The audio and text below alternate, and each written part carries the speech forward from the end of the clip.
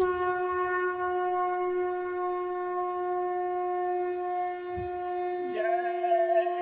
गुरुदेव। जय गुरुदेव।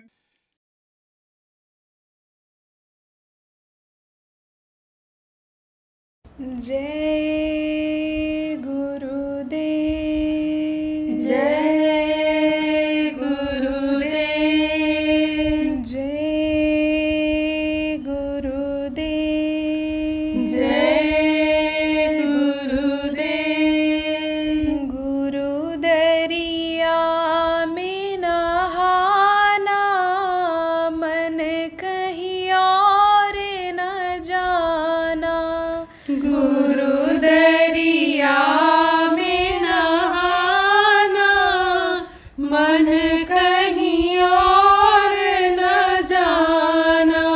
गुरु दरिया में नहाना, मन कहीं और न जाना। गुरु दरिया में नहाना, मन कहीं और न जाना। गुरु दरिया का सदा जल निर्मल। गुरु दरिया का सदा जल निर्मल। बैठत उपजत ज्ञाना, मन कहीं और न जाना। बैठत उपजत ज्ञाना, मन कहीं और न जाना। गुरु चरणों में कोटिन तीरथ। गुरु चरणों में कोटिन तीरथ। गावत वेद पुराणा, मन कहीं और न जाना। गावत वेद पुराणा, मन कहीं और न जाना। ऋषि मुनि और पीर आलिया।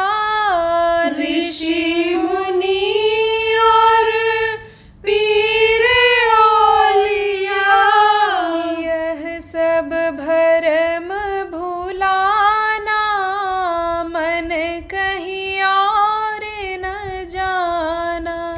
यह सब भरम भुलाना, मन कहीं और न जाना। गुरु दरिया में पलटू नहाए। गुरु दरिया में पलटू नहाए। छूट गया न जाना, मन कहीं और न जाना। छूट गया न जाना, मन कहीं और न जाना। कहत कबीर सुनो भाई साधो। कहत कबीर सुनो भाई साधो। यही है मूल ठिकाना, मन कहीं और न जाना। यही है मूल ठिकाना, मन कहीं और न जाना। गुरु दरिया में नहाना, मन कहीं और न जाना। गुरु दरिया में नहा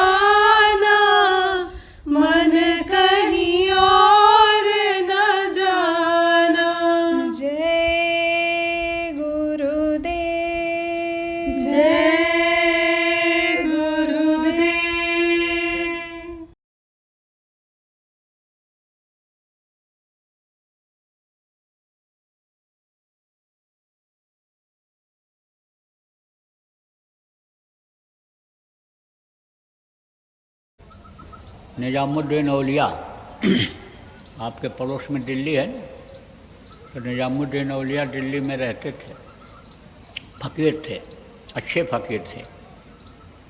तो उनके यहाँ उनका दरबार लगता था, यानी जब वो बैठते थे मौज में, यानी बैठते थे तो लोग उनके पास जाते थे, क्या कहने के लिए, दुख तकलीफ दूर करने के लिए, करवाने के लिए। तो वो उपाय बता देते थे, लोगों के कर्म कट जाते थे, तो लोगों को वो यानी लाभ मिल जाता था। देखो, मौसम के बदलाव से या खाने पीने की बदपरहेजी से जो रोग हो जाता है वो तो दवा से ठीक हो जाता है, लेकिन जो कर्म रोग होते हैं वो जल्दी नहीं जाते हैं, और कर्मों की सज़ा बराबर कई जन्मों तक मिलती रहती है। तो वो कैसे कटते हैं, वो वही नाम के प्रताप से कटते हैं। वो एक तरह से कर्मों की जो तकलीफ बुरे कर्म किए पिछले जन्म में या इस जन्म में, वो नाम के प्रभाव से ही जाते हैं। तो ये जो बाहर की तकलीफ़ें हैं, छोटी मोटी यानी समझो गलती है, उसकी तो वो जो फ़कीर होते हैं, महात्मा होते हैं, माफ़ी करा देते हैं, तो तकलीफ़ कम हो जाती है। उपाय बता देते हैं, उस उपाय को कर लेता है। जैसे किसी को जुकाम हो गया तो बता दिया कि नाम की पत्ती थोड़ा सा काली मिर्च डाल के उबाल के पी लो काढ़ा, अदरक की चटनी खा लो, खांसी में आराम मिल जाए, बता दिया। अब उससे आराम मिल गया तो समझो विश्वास हो जाता है आदमी कि उनके यहाँ जाएंगे तो हमको आराम मिल जाएगा। उपाय यानी हमको बता देंगे। हमारे जो मान लो जान अनजान में कर्म बने हैं, कर्मों को कटवा देंगे, काट देंगे। तो भीड़ होती थी, बहुत भीड़ होती थी, तो आते थे लोग और वो लोगों की दुख तकलीफ़ को भी दूर करवा देते थे, कर देते थे। तो एक आदमी एक दिन आया तो उसने कहा कि आपके दरबार में बहुत लोग आते हैं, बहुत भीड़ होती है और आपको लोग मानते भी हैं। बहुत से लोग तो खुदा की तरह से आपको मानते हैं, भगवान की तरह से मानते हैं। तो क्या इनको सबको निजात मिल जाएगी? निजात किसको कहते हैं? यानी मुक्ति हो, मोक्ष जिसको आप कहते हो, उसको निजात कहते हैं। बोले इसके से निजात मिल गई, यानी नौकरी से निजात मिल गई, समझो अब नौकरी करने नहीं जाना है, रिटायरमेंट हो गया। तब उन्होंने कहा नहीं, इनको सबको अपने अपने कर्मों के अनुसार यानी अन्य योनियों में शरीर छूटने के बाद जाना पड़ेगा। तो बोले कि तो निजात किसी को मिलेगी नहीं? बोले मिलेगी। ऐसे कैसे नहीं मिलेगी? लेकिन गिनना को मिलेगी, लाखों में एक को मिलेगी, हजारों में एक को मिलेगी, सबको नहीं मिल सकती है। बोले कि ये जो है फ़कीर साहब, ये बात समझ में नहीं आ रही है। बोले आ जाएगी समय, अगर दरबार में हाजिरी देते रहोगे तो ये बात समझ में आ जाएगी।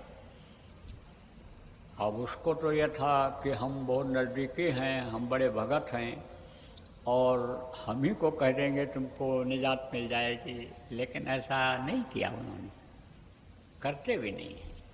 तो आपको समझ लो कि कुछ दिन जब बीता तब एक दिन फ़कीर साहब ने कहा, निजामुद्दीन साहब ने, कि चलो ज़रा घूमने चलते हैं।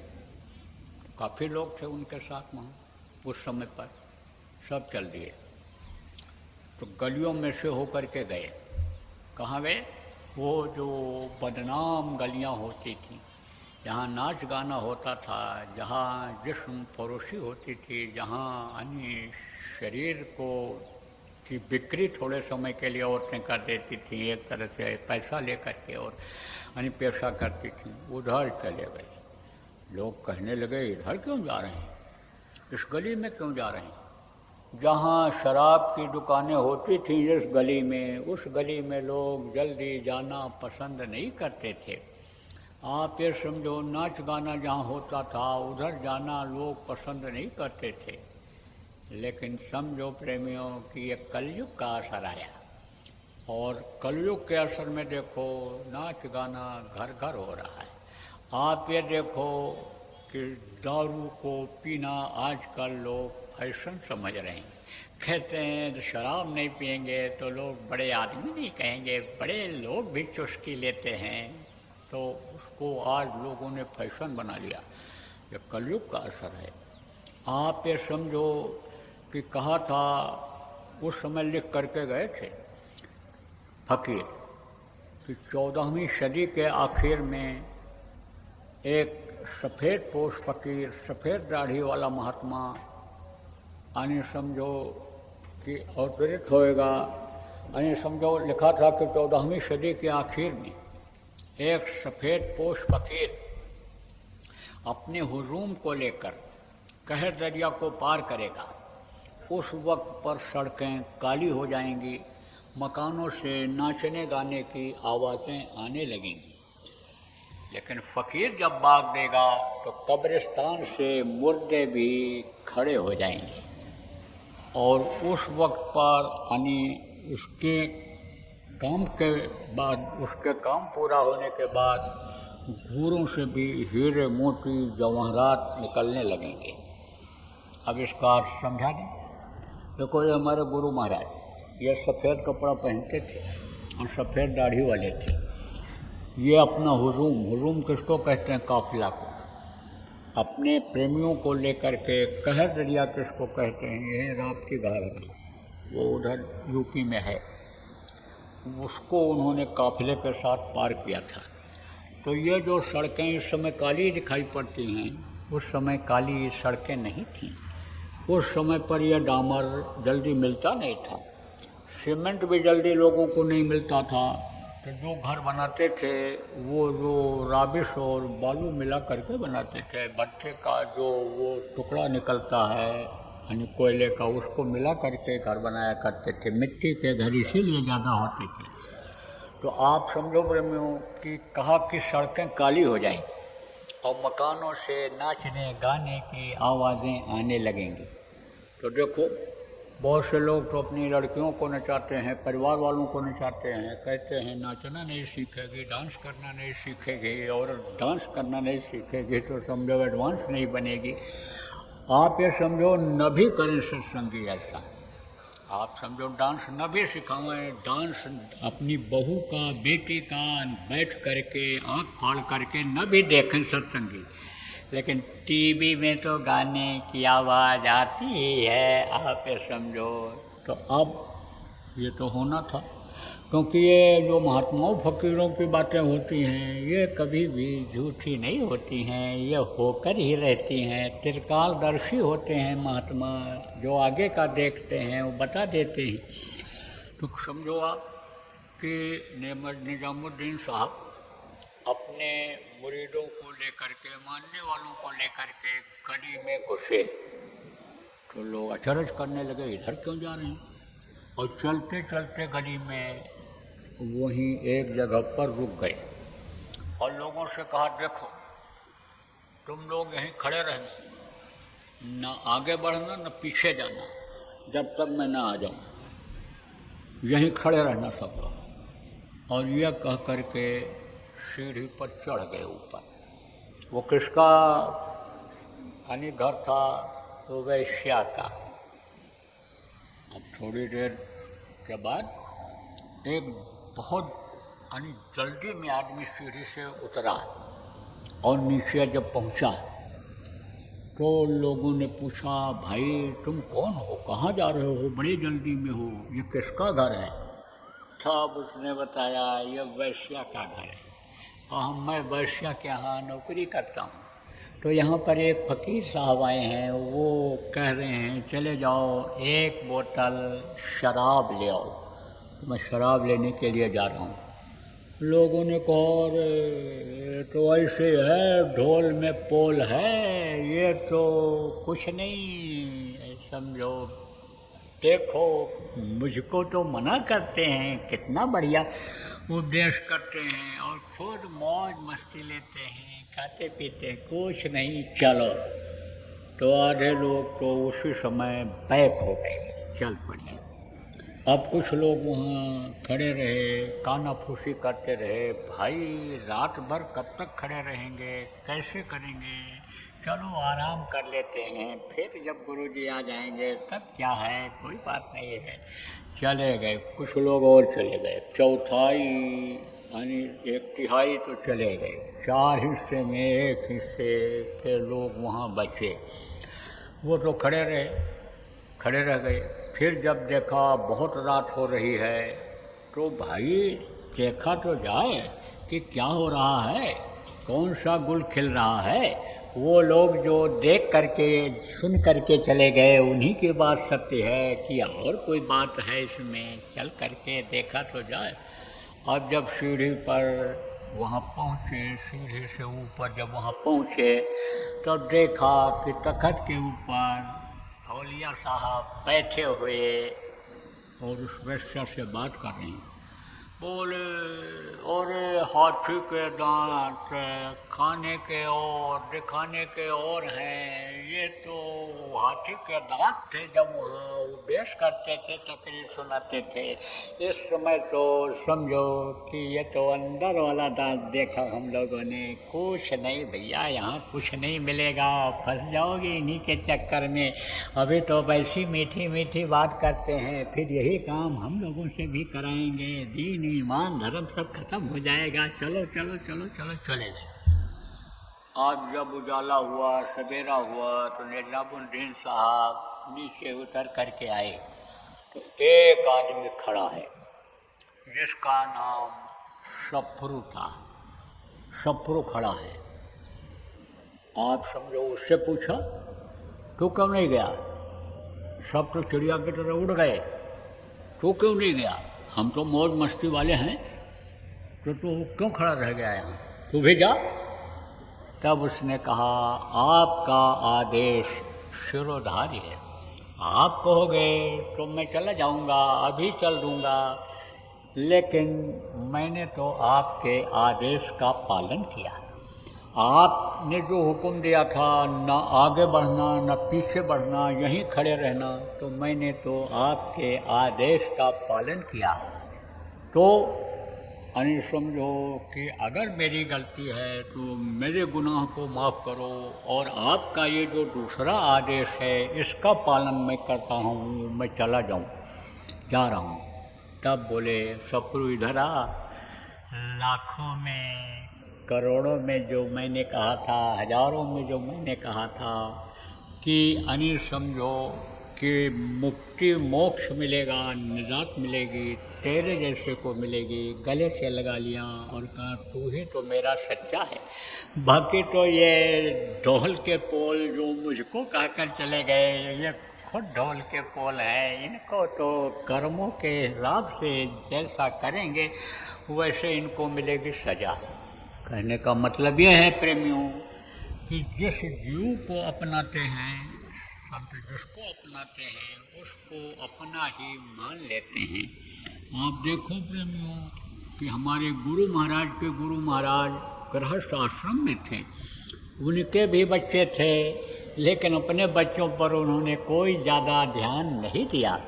तवज्जो अब उन्होंने अपने बच्चों पर नहीं दिया, गुरु महाराज पर ज़्यादा ध्यान दिया, क्योंकि गुरु महाराज तो उनके शिष्य थे।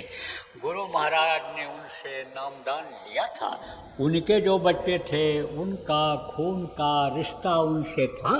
नामदान तो उन्होंने भी लिया, लेकिन वो तो यही समझते थे कि ये मेरे पिता हैं। गुरु महाराज उनको अपना गुरु समझते थे, गुरु को ही सब कुछ कहा गया। गुरु ब्रह्मा गुरु विष्णु गुरु देव महेश्वर, गुरु को ही सब कुछ कहा गया। माता पिता जो कुछ भी, तुम्हें वो माता च पिता तुम्हें हो, तुम्हें वो बंधु च सखा तुम्हें हो, तुम्हें भी कहा जाता है ना। तो उन्हीं को माना सब कुछ। तो उन्होंने जिस तरह से माना उसी तरह से उन्होंने गुरु महाराज को प्यार दिया। दिया, गुरु महाराज को यानी समझो कि सम्मान दिया, गुरु महाराज को इल्म दिया। तो कहने का मतलब यह है प्रेमियों कि यानी जब जीवों को अपनाते हैं संत तो वो उनके बच्चे हो जाते हैं। तो अपने बच्चे को कोई भी दुखी नहीं देखना चाहता है, सुख संपन्नता देखना चाहता है उनकी, वही रास्ता बताता है। लेकिन बस आदेश का पालन कर लिया जाए। हम आप आदेश का पालन नहीं कर पाते हैं, इसीलिए कदम कदम पर धोखा, कदम कदम पर अनिसमझो तकलीफ जीवन के जीने में होती है।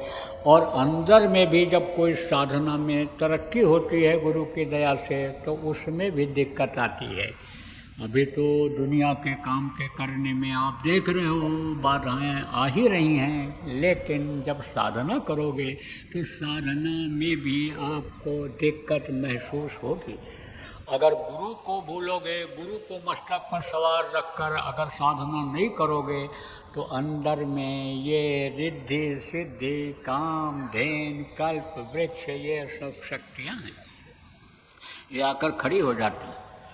बगैर यानी रिद्धि सिद्धि के बगैर ये रिद्धि सिद्धि आ जाती हैं। ये जब सिद्ध हो जाती हैं तो दुनिया की चीज़ों को दे भी देती हैं। लेकिन अगर सिद्धि नहीं करता है कोई, आप ये समझो, और गुरु की दया हो जाती है, तो ये चीज़ें दुनिया की अपने आप मिलती हैं। वो तो रिद्धि सिद्धि के लिए ही हुक्म उनका हो जाता है कि ये प्रेमी है, ये भगत है, ये साधक है, इनको कोई चीज़ की कमी नहीं होनी चाहिए। तो आप ये समझो प्रेमियों, रिद्धि सिद्धि को लोग सिद्ध करते थे। प्राणायाम जब करते हैं, चक्रों का भेदन करते हैं, तो रिद्धि सिद्धि की छाया जहाँ गुदा चक्र पर पड़ती है वो दिखाई पड़ती है। गणेश जी बैठे हुए मिलते हैं, रिद्धि सिद्धि उनको गुलशन करती रहती हैं, तो ये अन्य रिद्धि सिद्धि का दर्शन हो जाता है। तो रिद्धि सिद्धि जब मिल जाती हैं तब कोई चीज़ की कमी नहीं रहती है। कामधेन कल्प वृक्ष कहा गया, कामना जिस चीज़ की करो वो काम पूरा हो जाता है। जो इच्छा की नहीं मनमाही, गुरु प्रताप का दुर्लभ नहीं, कोई चीज़ दुर्लभ नहीं रह जाता। तो लेकिन आप ये समझो कि ये नीचे की साधना है, इस वक्त पर 100 साल की उम्र में करके कोई पार नहीं हो सकता। इसलिए आँखों के बीच का ये रास्ता जो बताया गया, आँखी मध्य पंखी चमके, पंखी मध्य द्वारा ते द्वारे दूरबीन लगावे उतरे बहु जल पारा। तो जो ये आँखों के बीच का रास्ता है, यहीं से इसी की ताकत से ये रिद्धि सिद्धि गणेश शिव और ये यानी जो दिखाई पड़ते हैं, जिनकी छाया इन चक्रों पर पड़ती है, वो सब मददगार हो जाते हैं, मददगार हो जाते हैं। तो आपको प्रेमियों समझने की ज़रूरत है कि जब यानी ज़रूरत रहती है तब तो ये मददगार होते हैं, जब खुश हो जाते हैं। और जब बाधा डालने के लिए हुक्म हो जाता है कि जिसके ये अधीन हैं, जिसके ये बेटा हैं, जिसके ये औलाद हैं, समझ लो कि उनका जब आदेश हो जाता है तब वो बाधा डालते हैं। देखो किसी से दोस्ती हो गई आपकी, और दोस्ती हो गई तो दोस्त आपकी मदद कर देगा, चाय पिला देगा, टॉफ़ी खिला देगा और वो कर देगा, जो भी मदद होगी कर देगा। लेकिन अगर उसका बाप कह देगा, उसकी माँ कह देगी कि इसका कोई काम तुम मत करना, बल्कि ये आदमी ठीक नहीं है, ये तुम्हारा भी चाल चलन खराब कर देगा, तुमको भी बिगाड़ देगा, तुमको भी ये साधु बना देगा, तो लड़का दूसरे दिन से बात नहीं करेगा, बल्कि आपके काम में अड़ंगा डालेगा। वो ये समझ लेगा कि हमारे दुश्मन हैं। तभी तो माँ ने हमको बताया, तभी तो हमने पिता ने हमारे बताया। ऐसे ही जब रिद्धि सिद्धि को माया यानी समझो कि जब प्रेरणा देती है कि तू जा बाधा डाल, तो बाधा डाल देती है। रिद्धि सिद्धि प्रेरण वो भाई बुद्धि लोभ दिखावे आई, गोस्वामी जी महाराज ने कहा ना कि प्रेरणा देती है, क्या ले लो, ये लो धन ले लो, ये ले लो मान प्रतिष्ठा ले लो, ये लो इज्जत ले लो, मुर्दा को भी छुओगे जिंदा हो जाएगा, जाओ वो ताकत देते हैं, लौट जाओ, ऊपर मत बढ़ो, बहुत बाधा। पहले तो डरवाते धमकाते हैं, कहाँ जा रहे हो, कैसे जा रहे हो, कैसे हिम्मत पड़ी, देखते ही रूह कांपता है। लेकिन जब गुरु याद आते हैं, गुरु सामने आ जाते हैं, तब उनकी हिम्मत नहीं पड़ती है, हट जाते हैं। इसीलिए कहा गया गुर माथे पर राखिए चलिए आ गया माई, कहा कबीरता दास का 3 लोक बहनाएं। उसके लिए 3 लोक में भय नहीं है कि जिसके जो गुरु को हमेशा सामने रखता है, गुरु के आदेश का पालन करता है, गुरु के बताए हुए रास्ते पर चलता है, उसको कहीं कोई दिक्कत नहीं आती है। तो छीने बंधन भी देखो समय कम है, इसलिए मोटी मोटी बात आपको बताऊंगा। छीने बंधन भी गुरु के आदेश के पालन से, गुरु भक्ति से कटते हैं और मोटे बंधन भी कट जाते हैं। बंधन मुक्त, कर्म मुक्त जो हो जाता है, सारी गंदगी यहीं छूट जाती है, यहीं धुल जाती है और निर्मल होकर के अपने देश, चैतन्य देश जिसको कहा गया, अविरल देश जिसको कहा गया, प्रकाशमान देश जिसको कहा गया, अमृतमयी देश जिसको कहा गया, जय गुरुदेव धाम जिसको कहा गया, जय गुरुदेव लोक जिसको कहा गया, ये जीवात्मा वहाँ पहुँच जाती है। तो प्रेमियों, यह है मनुष्य शरीर फिर बार बार नहीं मिलेगा। बाजर नौबत समझो कि इस शरीर के अंदर 3600 राग जो हो रहा है, बाजर नौबत बज रही है, जो 3600 राग हो रहा है, हो 3600 राग आप ये समझो जो ये हो रहा है, यह सुनने का 3600 राग को सुनने का जो मौका आज आपको मिला है वो फिर दोबारा जल्दी नहीं मिलेगा। इसलिए इसी जन्म में अपना काम कर लो। गुरु महाराज जैसे हमारे गुरु महाराज को आप ध्यान करो, गुरु महाराज से दया मांगो। ये देखो जिनकी तस्वीर लगी हुई है, ये हमारे गुरु महाराज थे। ऐसे गुरु महाराज आपके ऊपर दया करेंगे, हमारे ऊपर भी वही दया करते हैं, हमारे ऊपर भी वही दया किया। और हमको तो उम्मीद है कि हमारा हाथ जब वो पकड़ेंगे, छोड़ेंगे नहीं, आगे भी दया करेंगे। तो जब हमारे ऊपर आप दया कर रहे हैं और हमारी बातों को आप सुन रहे हो, तो आपके ऊपर भी गुरु महाराज दया करेंगे और ये आपके बंधन काटेंगे। जब ये बंधन काटेंगे, गुरु महाराज जैसे समर्थ है, यदि जब आपके बंधन काटेंगे तब आप बंधन से मुक्त हो पाओगे, आपकी जीवात्मा की रक्षा हो पाएगी। नहीं तो ये जीवात्मा नरकों में 84 में, जैसा पिछले सत्संगों में बताया गया, कल भी बताया गया, उसमें जाना पड़ेगा। लौट 84 आया, इस 84 में कुत्ता बिल्ली कीड़ा मकोड़ा सांप गुजर की योनि में फिर आना पड़ेगा। तो प्रेमियों, आप लोगों को, बहुत से लोगों को रास्ता मिल गया, बंधन काटने का, मुक्ति मोक्ष का रास्ता मिल गया। वो रास्ता कौन सा है? यही सुमिरन, ध्यान और भजन।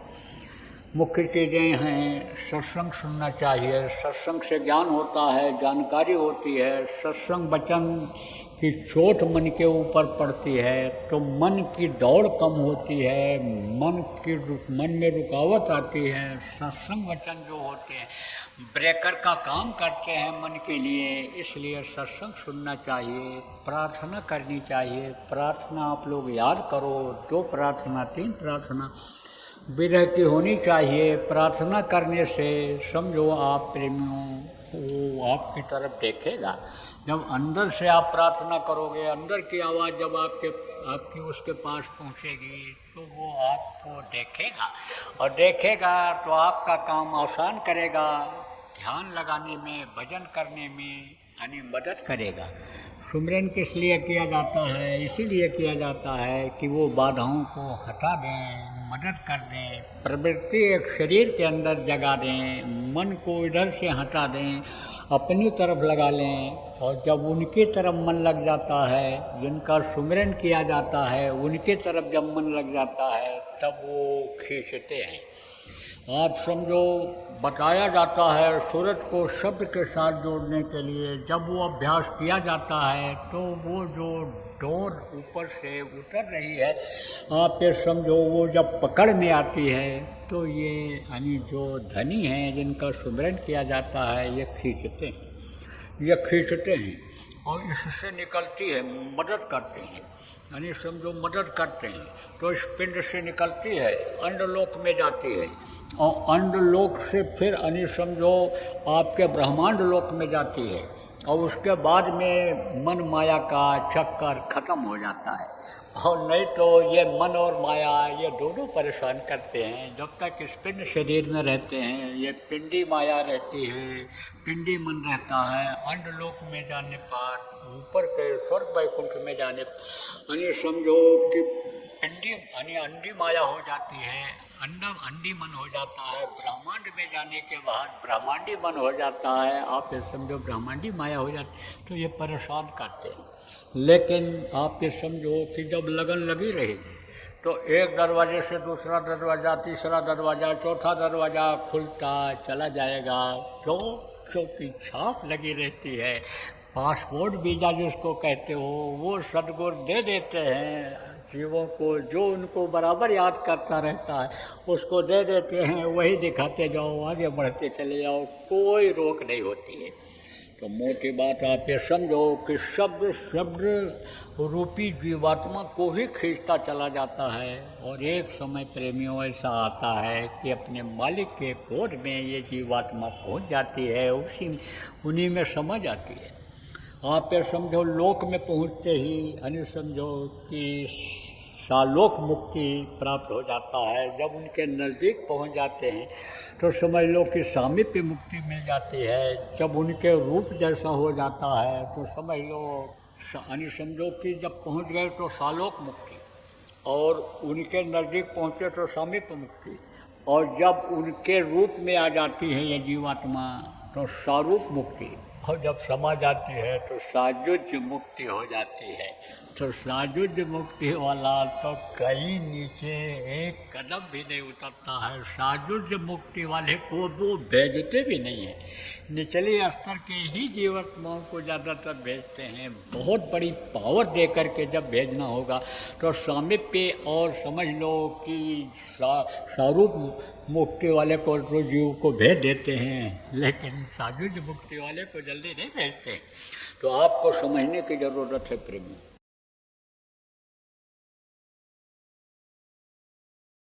जब नियम लागू कर दिया गया और आप जितनी जिम्मेदार हो संगत के, नियम बनवा दो इनका कि हर इतवार को साप्ताहिक सत्संग हर सत्संगी को जाना ही जाना है, और वहाँ पर जो जाएगा वही मानो सत्संगी कहलाएगा, वही माना जाएगा कि यह सत्संगी है। थोड़ा सा इस तरह का नियम अगर लागू कर दो तो अभी सप्ताह में एक दिन जो इतवार के दिन या और कोई दिन यानी जो इकट्ठा होकर के ध्यान भजन नाम ध्वनि करते हो आप ये समझो तो उसमें बहुत से लोग जाने लगे।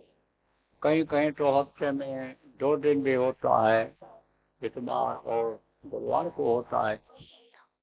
कहीं कहीं यानी कहीं क्या गांव में ज़्यादा जगह रोज लोग इकट्ठा होते हैं, सुमिरन भजन होता है, ध्यान भजन होता है, ध्वनि होती है।